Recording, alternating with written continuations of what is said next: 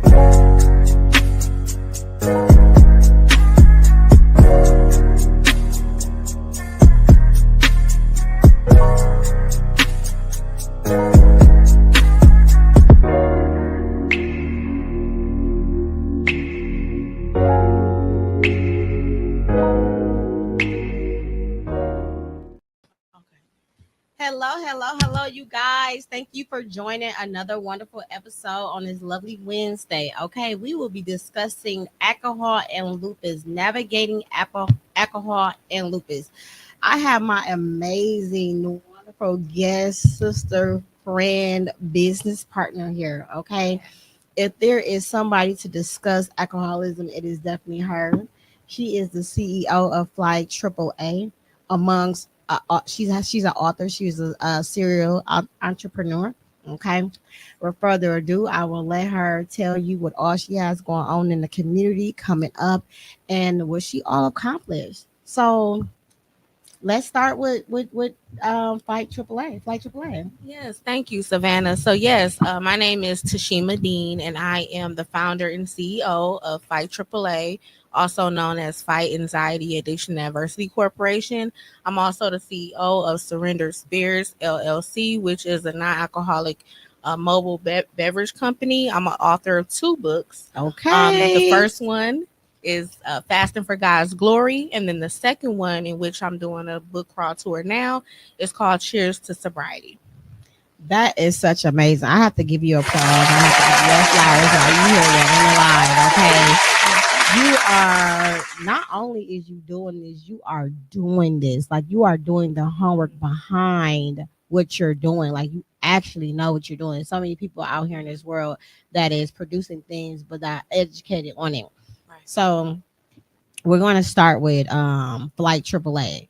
This is beautiful, you guys. You guys know I love pink. So buy this alone would make me want to buy it. What is this? So this is it's a drink that's called Kaviva, and it has a kava root in it. So it's like an alternative to alcohol, but it has a lot of great benefits. So it gives you that uppity, like happy feel, that joyous feel when you're out in the social setting. You know, sometimes anxiety can get in the way. I also live with anxiety, especially social anxiety. So this beverage actually gives me that. It eases anxiety, and it also helps with muscle pains and aches and things. So it has a lot of great benefits. And these will actually be on my website, the Surrender Spirits .life website. And we will definitely drop that in the chat for you guys so you guys can know where to go to purchase it. Yes. So let's back just a little bit. Mm-hmm. If I heard you correctly, you said agave.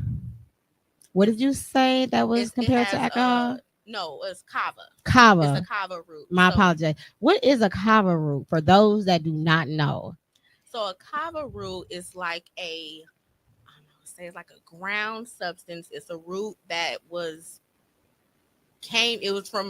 it's from a different country, for one. It's a natural substance that is used to help with ease anxiety, ease stress.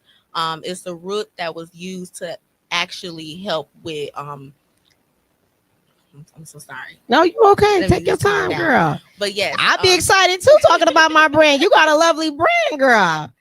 So the one thing, so it's more of so it's not up there with CBD, it's not up there with THC or anything. It's more of a natural substance that is rooted from the ground, of course, and they ground it up to create this milky, sort of earthy looking fluid, and it doesn't really taste as good. But they also, so they have different brands where they create tasty beverages where you can kind of consume them during social gatherings, and it kind of helps people get out of that like anxiety state or that social anxiety where you're feeling more alive. So you're not feeling like you're drunk, but it's more of that woof of like, okay, I can do this. I'm free. I'm enjoying myself. Not the, you're feeling like you're so consumed, like you're tired. Because sometimes alcohol can kind of give you that feeling where you're like you need another drink just so you can kind of catch up with everybody else, but not this. This is natural. It kind of stays within you, like that feeling for hours. Okay, so this is why I thought you would be a great asset to the show, Lupus Has No Face podcast, because this has a connection with worries or lupus. You did touch on that this helped you with muscle pains and bones, and that's something that we have on a daily basis, if not, more other than more normal than others. So how can this help somebody with an autoimmune called lupus? I'm glad you asked that question, because I was really, when I was actually researching further in lupus with what lupus was, I'm sorry. It actually aligns with a lot of other things, and for me, being a person who was in recovery, even before the recovery, I started to do things in moderation. So this actually can help with that, because when it comes to someone that has autoimmune disease, it doesn't necessarily say like, okay, you can't drink alcohol. You just have to be mindful. Yes. You have to be mindful of what you're consuming and how much you're consuming.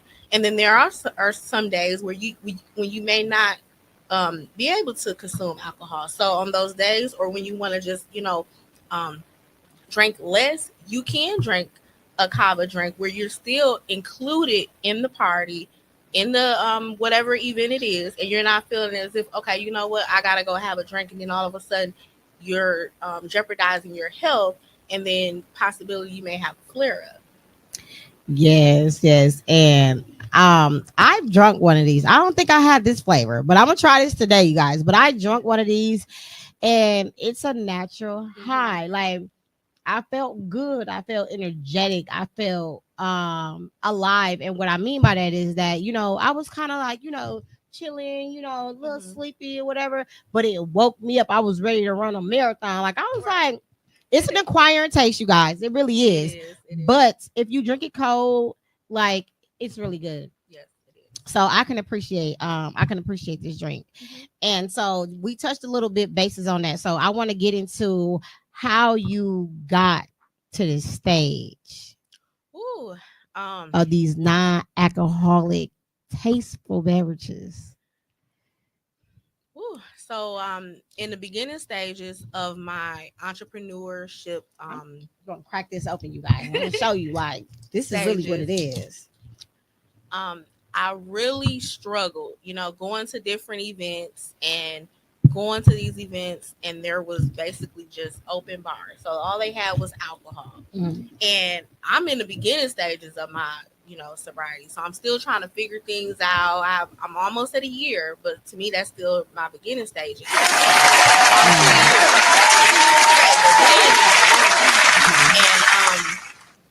I almost felt as if now I haven't had any cravings. I've never had any cravings for alcohol at all. So that lets you know that, prayer works. I asked God to remove the taste of alcohol and make it as if I've never had a relationship with it. I don't know how it tastes. And he did that. Now, the issue is that I felt as if I needed to just have something in my hand, have a drink, so I can feel included in, with the event, the conversation.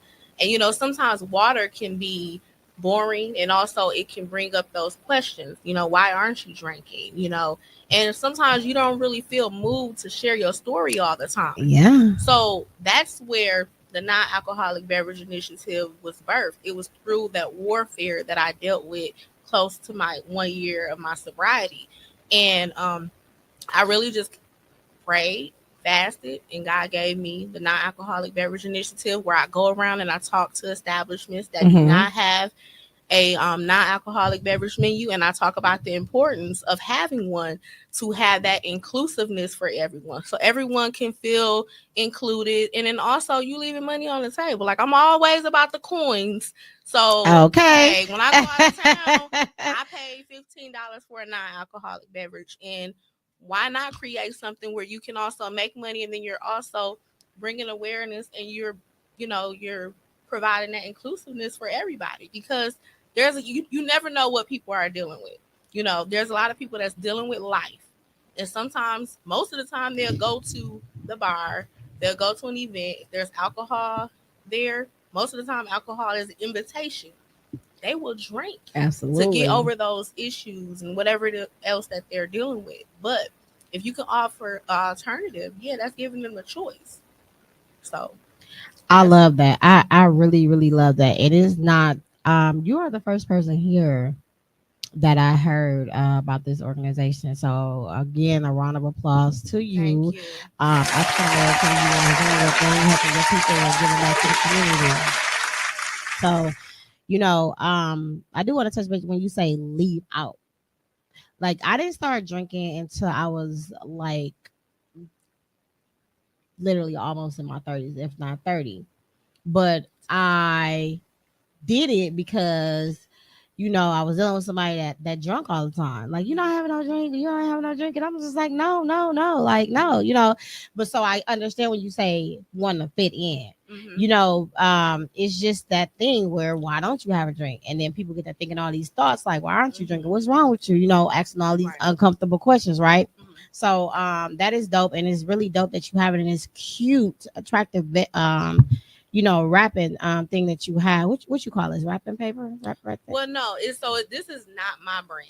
This is another brand. So I actually will be selling these on my website. Okay. So, and then I also have something coming up. I don't really want to talk about it right now. Lupus Has No Face is known for getting the exclusive. So you heard it first. What do you have in the making? I have something coming up. I've been working on it for a long time. What does it have to do with, girl? It actually has something to do with beverage. Okay. So it has something to do with beverages. The idea came from our sister girl Kenda, and I actually had went out. So I don't want to say too much, but it's gonna be coming out soon. Just a little bit, little extra, little bit. I'll say that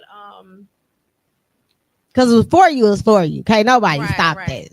I'll say that it is something that our culture, our community needs.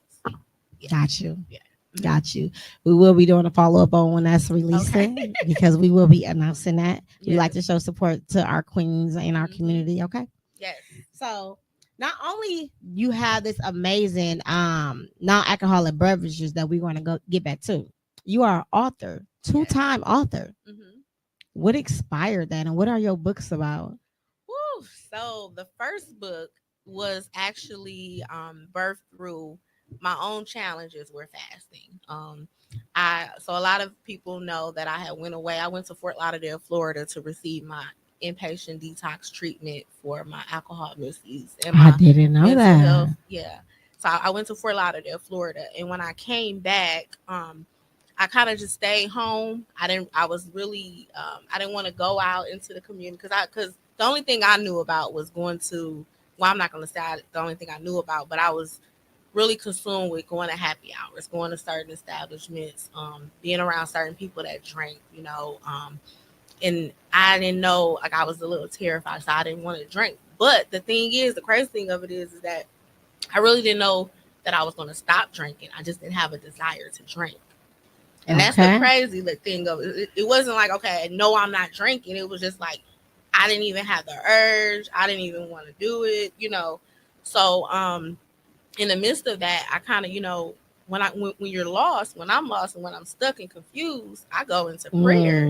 So I went into prayer and, I wasn't really getting the answers that I needed. So then I started to fast, and I was going like fasting hard. So what do you mean by you started to fast for those that do not know what that looks like? I would sacrifice food, social media, watching TV, and those times when I would have urges and I felt like the enemy was attacking me, I would be in the Word.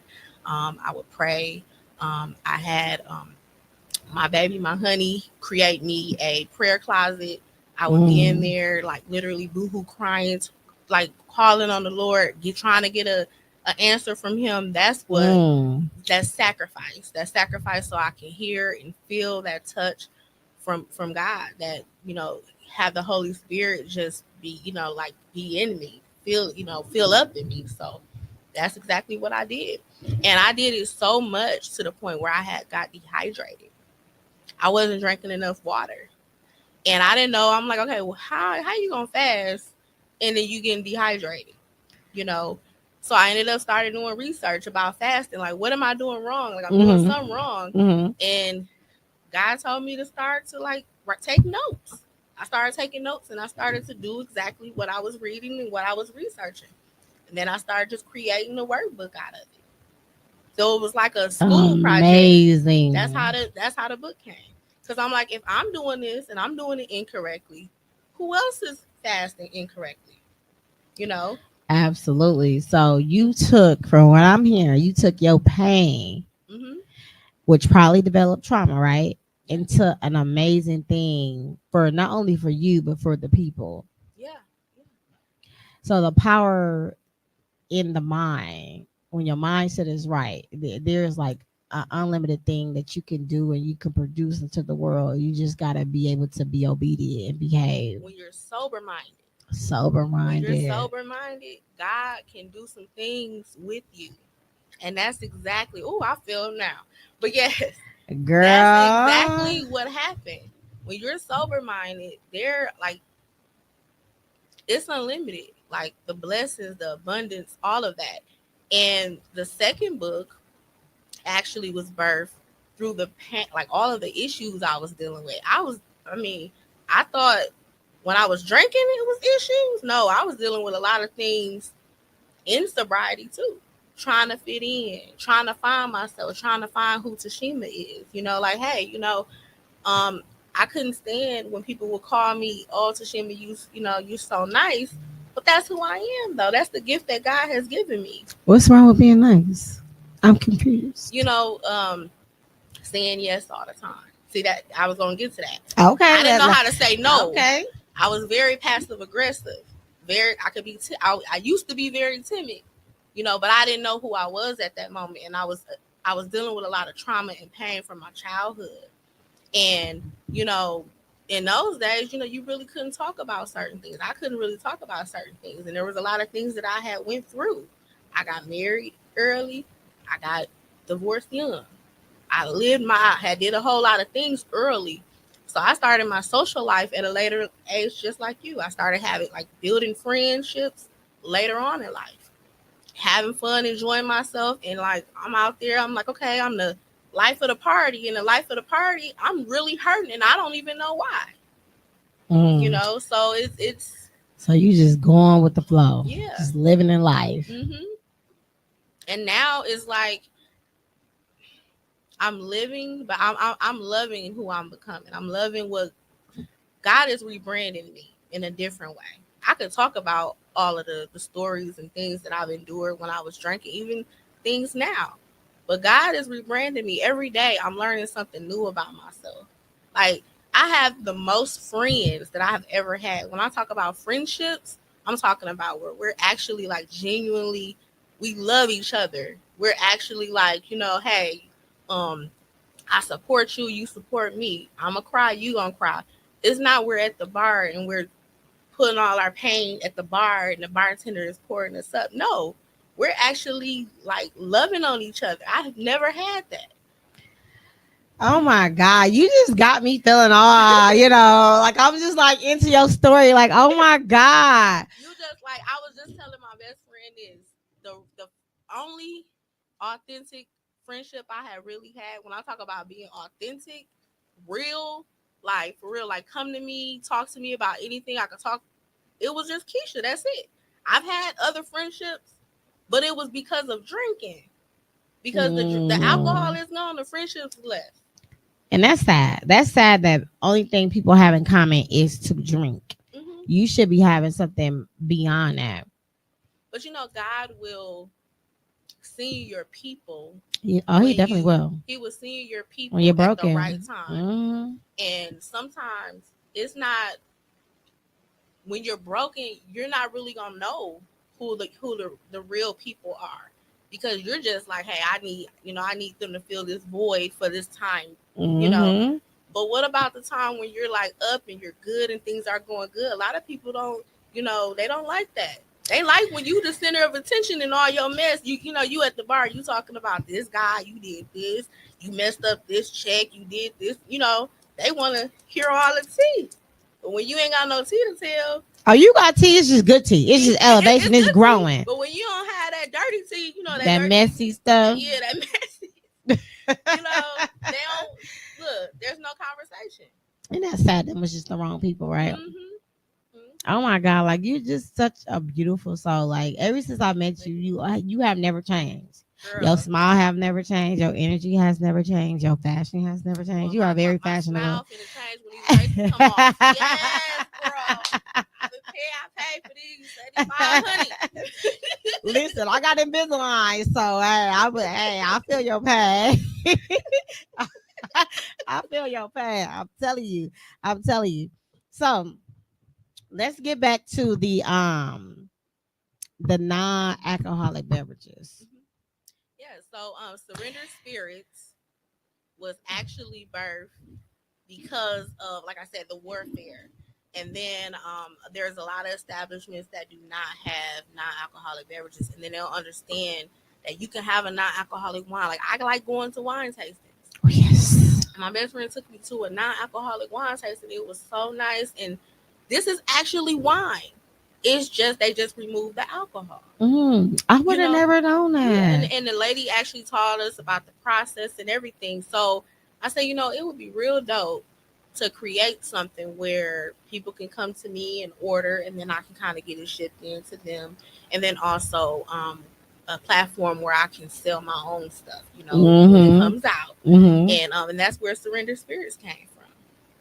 So yeah, it's a lot of thought that goes into that. You gotta have a lot of love for that. And that's a pretty bottle. Where can they get this from? Is it the same website that we dropped in the platform? Yes. So it's the same website, surrenderspirits.life. You can actually put your email, because right now I don't have all of the products on there, but they will be on there pretty soon. Okay. But if they want to order, they can actually reach out to me. My best friend actually had got this for me for the Sober Friends meetup. Okay. And I'm actually trying to get a contract with the vendor now. So you working on getting a contract with the vendor. There we go. I'm trying. Yeah, working on it. Well, I know you're going to do it. You being who you are, but we're going to pause for a minute, go to some of these comments. So I would like for you to read my comments since you are the guest for today. We're going to start with right on over here. Okay, so we got Carmela. Hey. She said, that's right, sis. And then therapist Mikhail D. Hey, Queen. Hey, Queen. Hey, sis. Hey, business partner. I'll be seeing you in less than a week. Right. BFG. Alcoholic wine. Yes. Look, there's an alternative to alcohol, so everyone can feel included. Because the norm is drinking, right? But I want to make sobriety also on, put that as the norm as well. The norm is what you make it.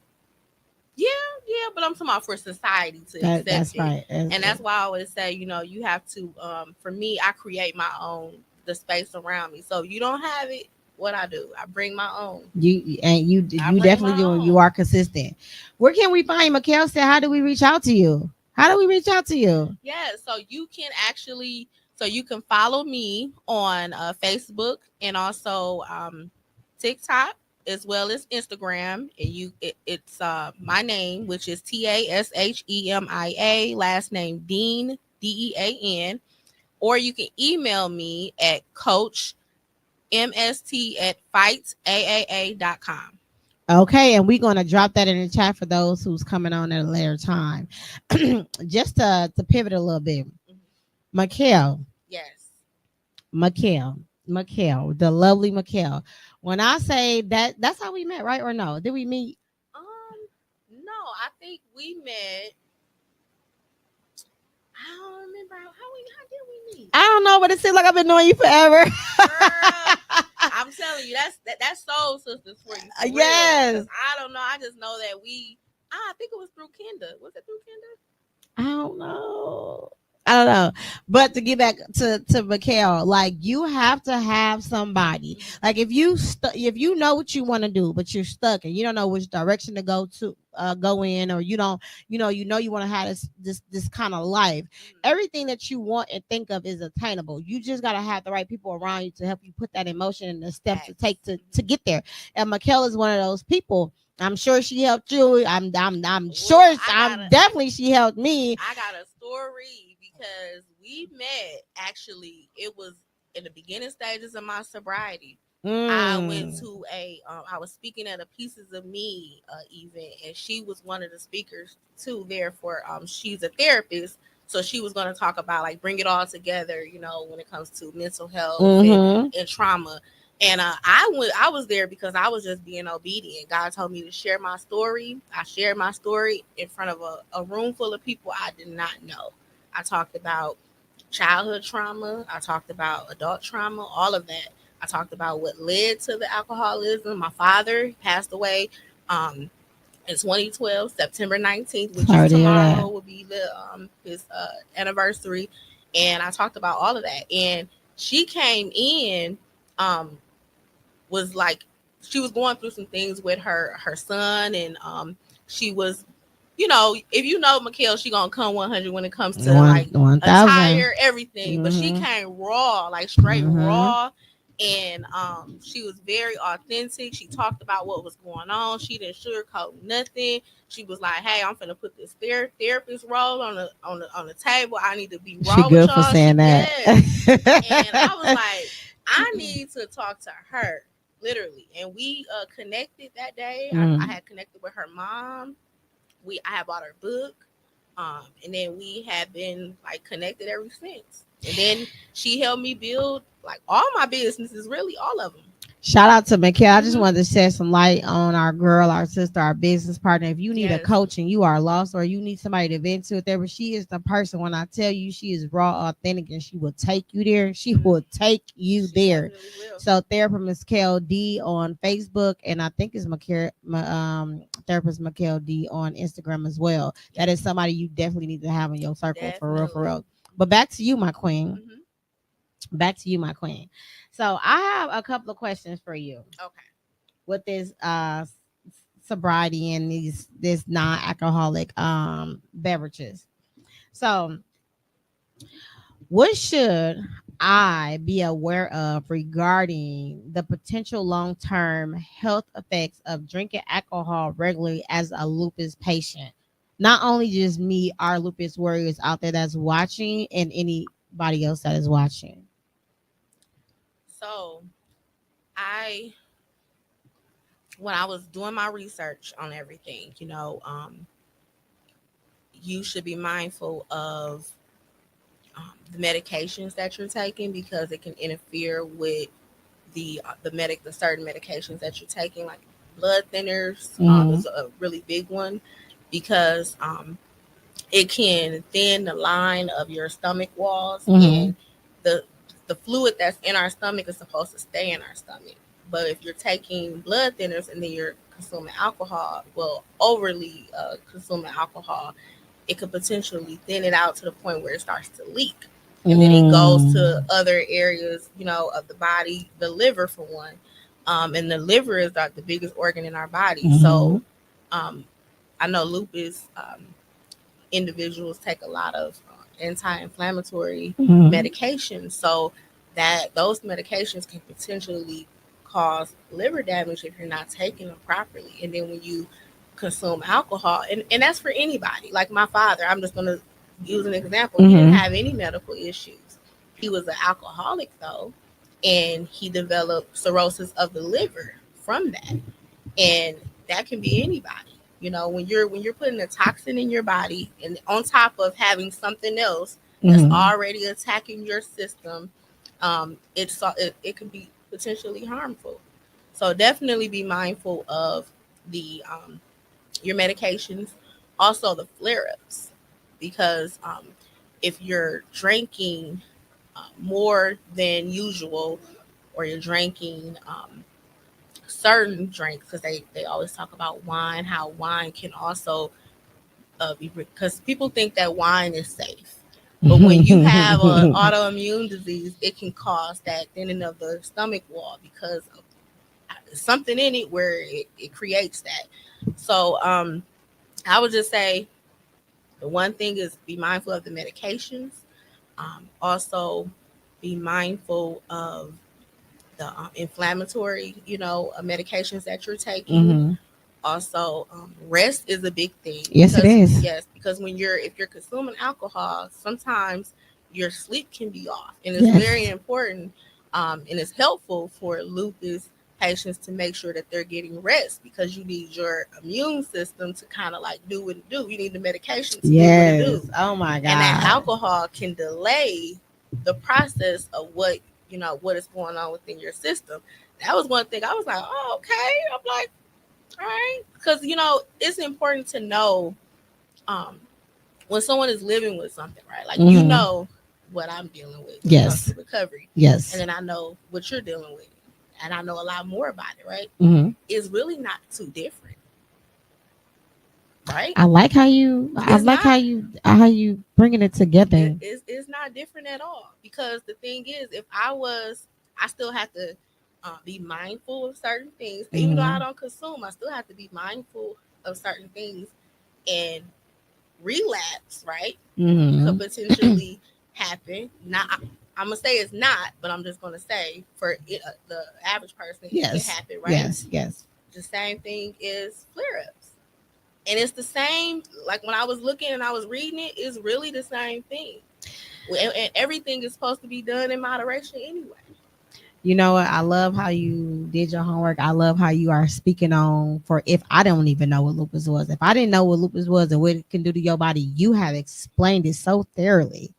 When I tell you, you coming through with this information, and it's just so important to see our kind so educated and know what we're talking about. You understand what I'm saying? Like you're talking that. You're not just you know what I mean? No, I can picture that. You understand what I'm saying? Yeah. So I appreciate that. And when I do drink, I've been living with lupus for a very long time, so I do make sure that I get my rest. I do make sure that I get as much rest as I can when I do drink. I do make sure I consume a lot of water, more water than alcohol, because it kind of like cancel each other out. So it is things that the world see that I do, but they don't know what I do behind closed doors to make me still be healthy. Right. Sorry about that. No, you're okay, man. That's just like what I'm doing now. See, a lot of people see me drinking something that looks like wine, and they could say, what? Oh, well, she's drinking, right? But in reality, we know what it is. God knows what it is. I'm not consuming.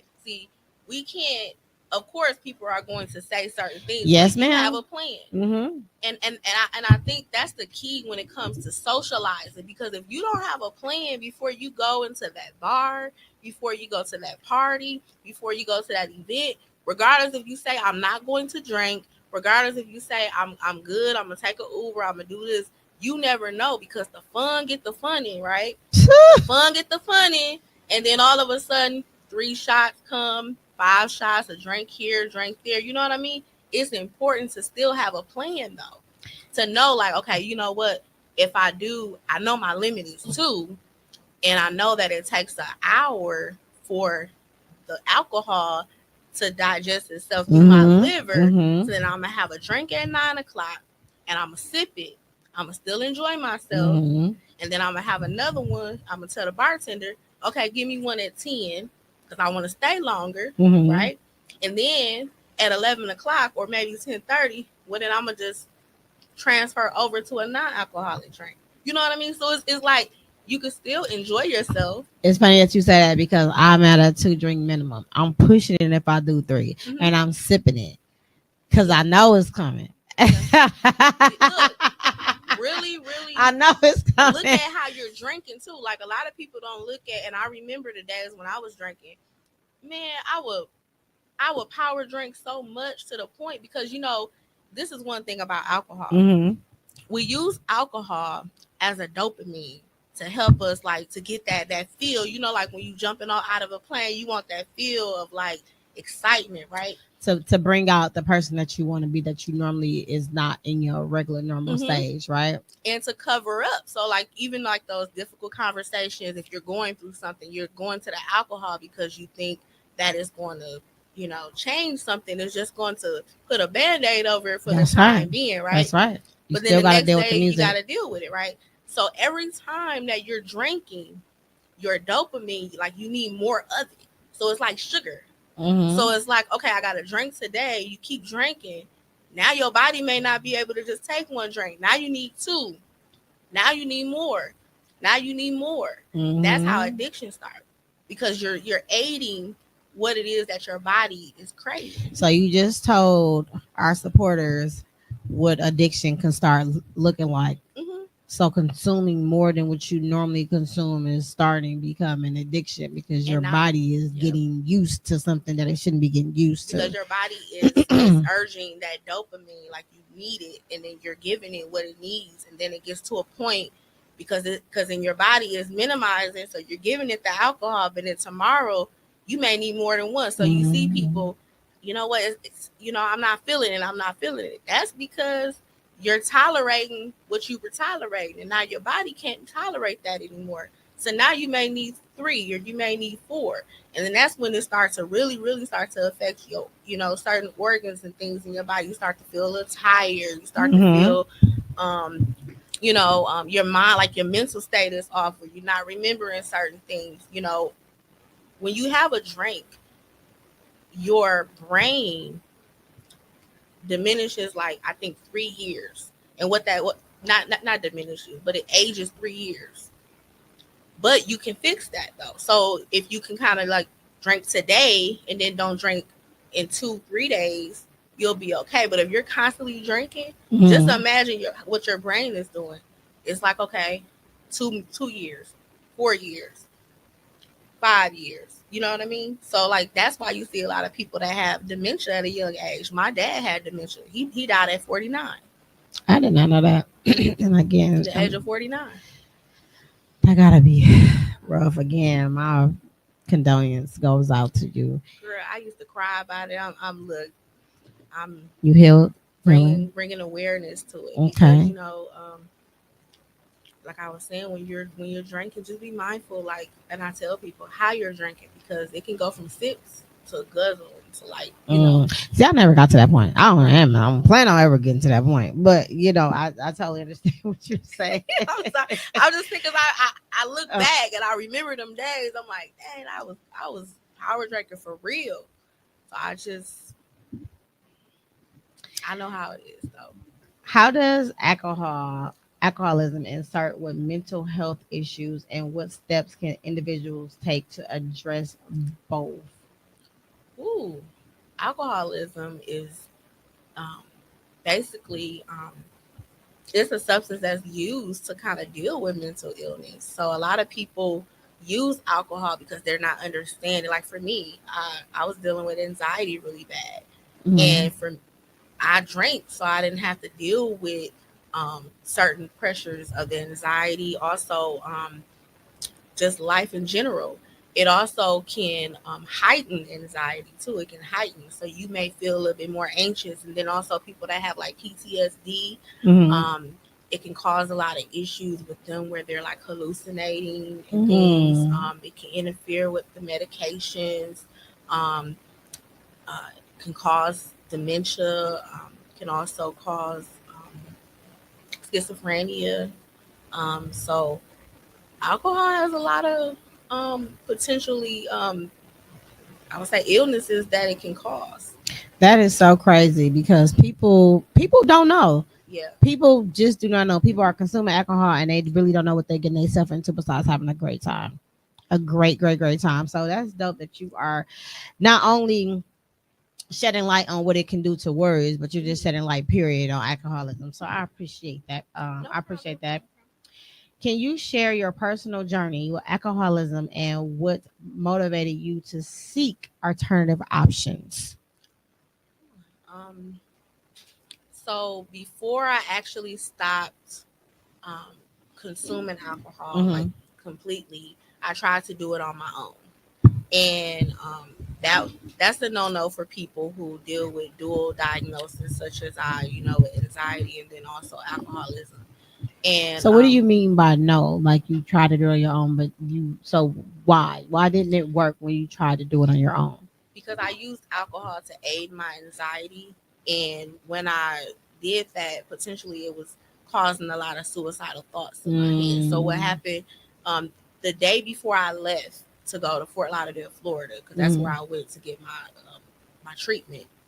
Um, I was really trying to just do it on my own. I wanted to quit because I had just had my granddaughter. My daughter had my granddaughter, and it was just a lot going on. I was going through so many like financial issues, and my house was like there was like a lot going on, because of alcohol. Because I was dropping the ball in so many areas in my life, and when I tried to do it on my own, dealing with anxiety, you have those thoughts and that those anxious thoughts like, okay, I want to go here, but I can't because I know I'm overdrink, and I almost had the thought that if I had, no, I'm not gonna say I almost, but I did have the thought that if I had a bottle of pills, that I would take the pills and I would be okay with not waking up.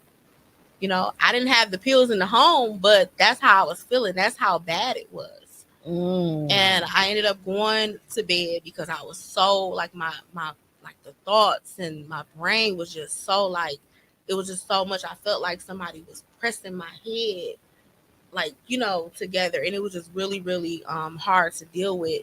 And the easy route would have been to just go ahead and go have that drink, but something kept telling me no. So I went to sleep, and that next morning I woke up and I had prayed and went to sleep, and then the next morning I woke up and I had told my honey at this Marlon. I had So told cute, him my honey. that I said I was going to get ready to leave because I needed to go and like pray and just talk to God. So I ended up going on to the river down by off of the third ward. I went down there and I'm just like praying and I'm talking to God and I'm looking at my email because I'm like, I need some help. Like, I can't do this. I can't do this on my own. Like, I got to get away. I got to do something.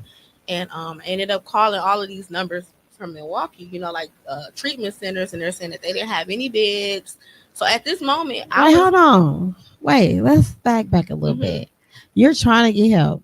Trying to get help. Milwaukee, Wisconsin did not have enough beds. Did they at least give you somewhere else to go? They try to talk to you, reach out to you after they told you they couldn't help you? No, it was a lot of runaround. Wow. It was a lot of and I have private insurance, so it's like it's not like the insurance wasn't gonna pay even without the insurance, when somebody needs help and when somebody is ready to seek assistance when it comes to substance abuse, you got to be ready to help them right away. Yes, you would think so, that you're supposed to help them right away, right? Yeah, and that's what I needed. And it was they just kept giving me the runaround, and I was just feeling really discouraged. And then all of a sudden, I seen an email from Zanea Health, and it's So at this time, I was doing recovery coaching. God is so good. I was doing recovery coaching, but I still work at the VA, but I was doing recovery coaching for the emergency rooms, and so I basically had stepped in as a recovery coach for myself. So you started utilizing the tools that you already knew that you had, that you was helping other people. So I was already receiving the emails from Zanea Health that I was using for my clients. I called the number for myself. Smart. And they asked all of these questions that I already knew that they were going to ask. And the guy recommended that I leave my environment because he felt as if my environment was the cause. It was it was like a huge trigger for me. I was making all of these excuses. I said, well, my granddaughter is going to be turning one soon, and I don't have the money to go. And every time I made an excuse, God was making a way. So I ended up leaving like a day after I left. I didn't tell my family. How long were you gone? I was gone for 3 weeks. 3 weeks. That is, and you've been sober ever since. I've been sober ever since September 2nd. I am so proud of you. That is so dope. That takes so much power and so much, willpower and so much strength when you're weak and when you're broken like that to even, because people get discouraged on a regular day. When you try to take care of just easy stuff and they're giving you the runaround, you totally forget about it because they done gave you the runaround and slipped your mind. Yeah. But ultimately, you have to take care of it, so it reoccurs with this stuff and you just start back over because people are giving you the runaround. But you stuck to it.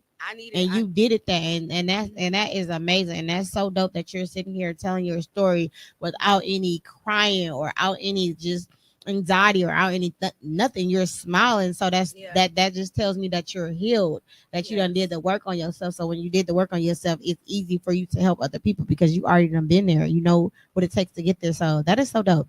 I am so proud of you. Keep up the good work, girl. It's God had to remove me from people, places, and things to get my attention. Because if I had stayed here, family would have, tried to talk me out of it. And they should be talking you to it. That's when I say, like, this is probably getting off a little bit of topic, but that's when I say when people are for you, they're going to hold you accountable. They're going to have those uncomfortable conversations. Your friend is not somebody that's always riding for you, that's always there for you. Like, yeah, girl, yeah. No, your friend's going to tell you, like, yo, that was messed up. You shouldn't have done it behind closed doors and privacy. Like, no, that is not okay. You know what I'm saying? And as the other friend on the receiving end, you should be able to receive that as love, not that this person is coming at me malicious. So friends need to hold other friends accountable for things that they're doing in their life that they're saying that spiraling out of control or not their normal behavior or whatever the situation may be. Like we need each other in that way. So what lifestyle changes have you found most beneficial in your journey away from alcohol, and how do they impact your overall health? Lifestyle changes. Because I fast on a regular, and it's one of those things where I have implemented within my lifestyle.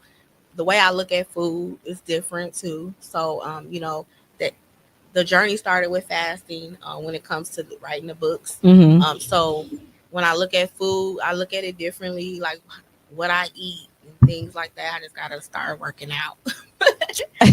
one step at a time. Right. One step at a time. Master the person. It's coming. It's coming. True. That's true. You got the willpower to do that. You definitely got the willpower to go ahead and work out. That's true.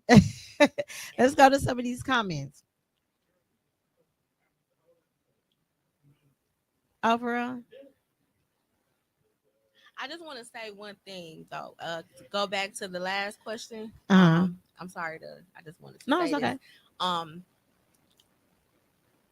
A lot of people didn't know what I was dealing with because it didn't look like I was dealing with what I was dealing with. You wear so well. Yeah, so everybody, a lot of people didn't know, like my best friend, she didn't know that I was dealing with the anxiety like severely. Like there was times where, I was dealing with certain things and Marlon would call my mom or he would call my best friend and say, Shima did this and Shima did that. And I can manipulate a person real good. And they would believe me like right away. Because that's that's how I played it at times. So there was a lot of things that they didn't know and they didn't believe until I shared my story at the Pieces of Me. That's when my best friend was like, wow, I did not know that was going on. Now, if I had told them that I was going to Fort Lauderdale, Florida to get treatment like right away, they would have talked me out of it because in their mind, they're thinking, well, she's not that bad. But I was. That is so crazy that you can identify that you was manipulating when you was going through the toughest times. Oh yeah. So do you think they go hand in hand, manipulation and having alcoholism? Yeah, because for me, I wanted to keep this image, and if he's saying one thing, and then it makes me look differently than what people actually see. So I knew like.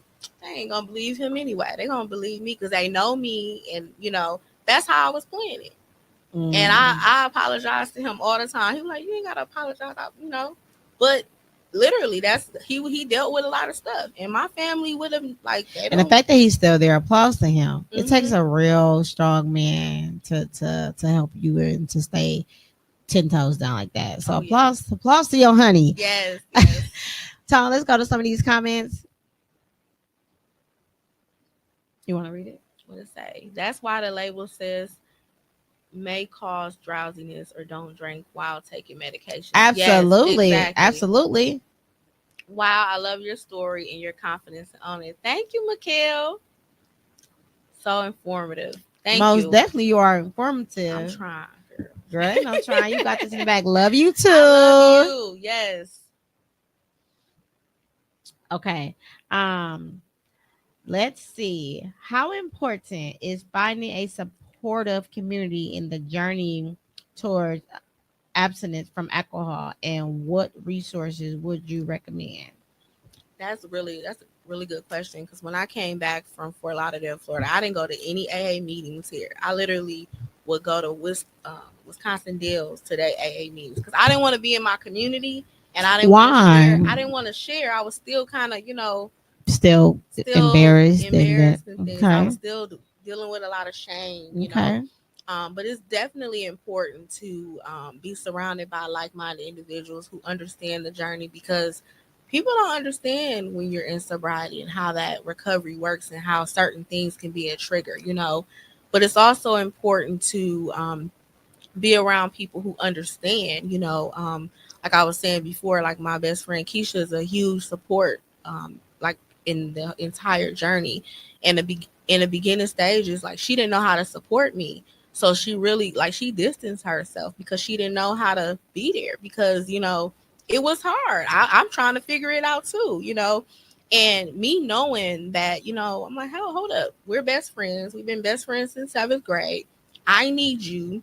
You know, this is a journey for both of us.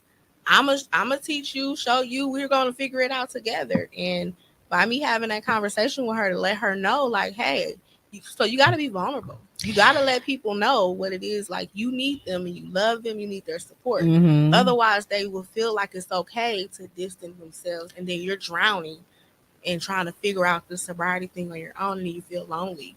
I totally can identify with not knowing how to be there. It's a couple people that have called me with certain conversations, and I would tell them, because I know who I am, right? Mm-hmm. I will say there, listen, I don't know how to be there for you, but I'm giving you the olive, so you got to tell me what it is that you need from me. So I'm letting you know that I'll be here for you, mm-hmm. but I don't know how. So tell me what it is that you need from me. Mm-hmm. So what that means for me is that if you don't ever tell me that you need help, you can never say that I'm not there, because I told you mm-hmm. that I don't know how to be there for you, but please let me know when and how you can use me, right? I love that, because I'm that person. I don't like certain situations. I just don't know. And then you'll just fall back, or you'll feel as if you're not doing enough because you don't know what to do. And no, I don't. I used to do that, but I don't hold myself to that, because I at now mm-hmm. if I communicate that with you, then it's not on me no more. I put that back on you, because now it's for you to utilize me how you see fit, because I informed you